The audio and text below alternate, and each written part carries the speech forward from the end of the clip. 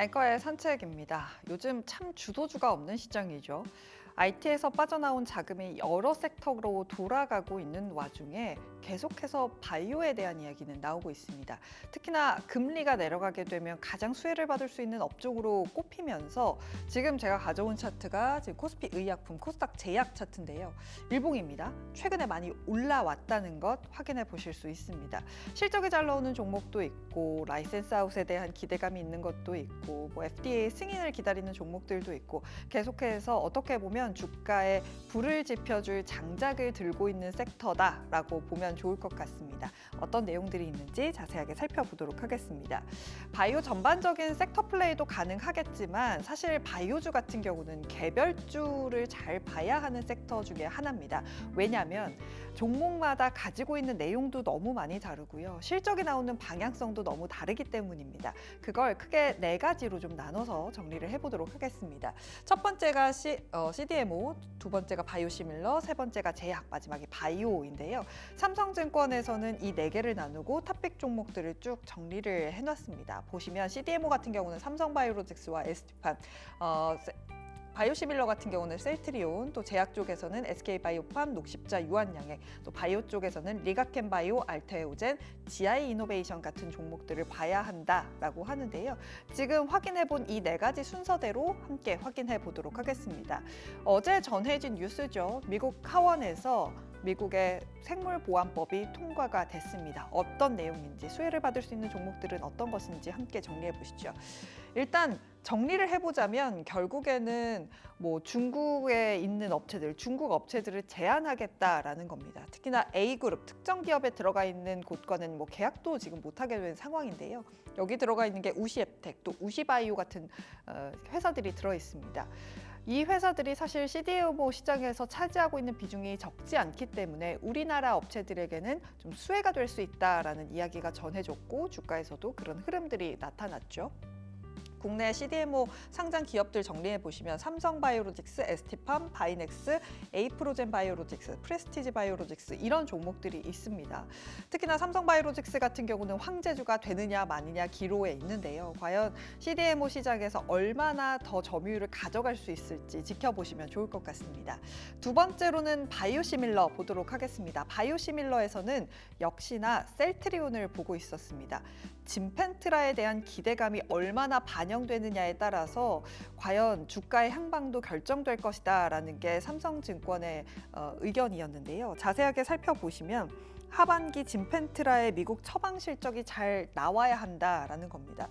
지금 실적 추이나 전망을 보시면 올해 바닥을 찍고 조금 올라오는 모습이 나타나고 있습니다. 왜 그런고 함께 살펴보시면 진펜트라 같은 경우는 이제 3대 처방약 급여 관리 업체의 선호 의약품으로 이제 선정이 됐습니다. 그렇기 때문에 3분기부터 환급이 시작되면서 4분기에 처방이 본격화될 것이고 그렇기 때문에 컨센서스가 내년부터 좀 올라가고 있습니다. 사실 처방이 얼마나 될지 매출이 얼마나 나올지는 솔직히 확인을 해봐야 하는 부분이지만 그래도 지금 하고 있는 방향성을 보자니 그렇게 나쁠 것 같지는 않다라는 게 시장의 지배적인 상황입니다만 어쨌든 3분기, 4분기 실적은 확인해 봐야겠죠. 다음으로는 제약 보도록 하겠습니다. 국내 제약사들 보시면 유한양행이라든지 녹십자, SK바이오팜 같은 종목들의 매출액 추이와 전망을 정리해봤습니다. 색깔이 짙어질수록 24년, 25년으로 가게 되는데 꾸준히 대부분 성장하고 있다는 것 확인해 보실 수 있습니다. 단기간 실적 성장에 대한 기대감으로 사실 업사이드가 많이 열려 있는 건 아니지만 장기적인 실적을 봤을 때 특히나 SK바이오팜 같은 경우는 내년 실적에 대한 기대감이 굉장히 높습니다. 영업이익이 크게 늘 것이다라는 기대감이 있기 때문에 꾸준하게 살펴볼 수 있는 부분이 충분히 남아있다라고 보고 있었고요. 마지막으로 바이오 쪽 보도록 하겠습니다. 여기서 어떤 이야기를 했냐면 주가가 오른 종목은 다 이유가 있다라면서 종목별로 좀 정리를 해놨습니다. 보시면 알테오젠, 리가켄바이오, ABL바이오, 보르노이, 퓨처캠 같은 종목들인데요. 많이들 아실 것 같습니다. 알테오젠 같은 경우는 히알루론산 분해 효소로 그러니까 정맥 주사를 피하 주사로 바꾸는 기술을 갖고 있는데요. 이에 대해서 얼마나 더 활용할 수 있을지에 대한 이야기 계속해서 나오고 있고요. 리가켄바이오 같은 경우는 ADC 기술에 대한 안정성을 인정을 많이 받고 있고 ABL 바이오 같은 경우도 이중항체 또 이중항체와 ADC를 함께 쓰는 기술을 가지고 있습니다. 보로노이 같은 경우는 뇌혈관 장벽 통과를 잘하는 항암제를 개발하고 있는 종목이고요. 퓨처캠 같은 경우는 전립선암 치료제 국내 임상 이상 결과 발표를 기다리고 있는 상황입니다. 과연 뉴스들이 어떻게 나올지 잘 확인해 보셔야 할 것 같은데요. 그런 의미에서 일정들도 함께 정리해 보도록 하겠습니다. 어제부터였죠. 유럽 당뇨학회가 열리고 있고요. 또 13일부터 17일까지 바르셀로나에서 종양학회가 열립니다.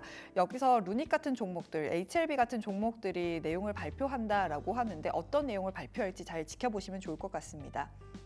또 20일은 HLB의 리보세라니 FDA 재신청 마감일입니다. 과연 이 전에 재신청을 할지 어쩔지 좀 지켜보셔야 할 것 같고요. 23일에는 유한양행의 FDA 승인 기념 발표 설명회가 있고 또 퓨처캠의 임상 2상 발표가 있습니다. 또 9월 중에는 S바이오메딕스의 파킨슨 추가 임상 결과가 발표가 되는데요.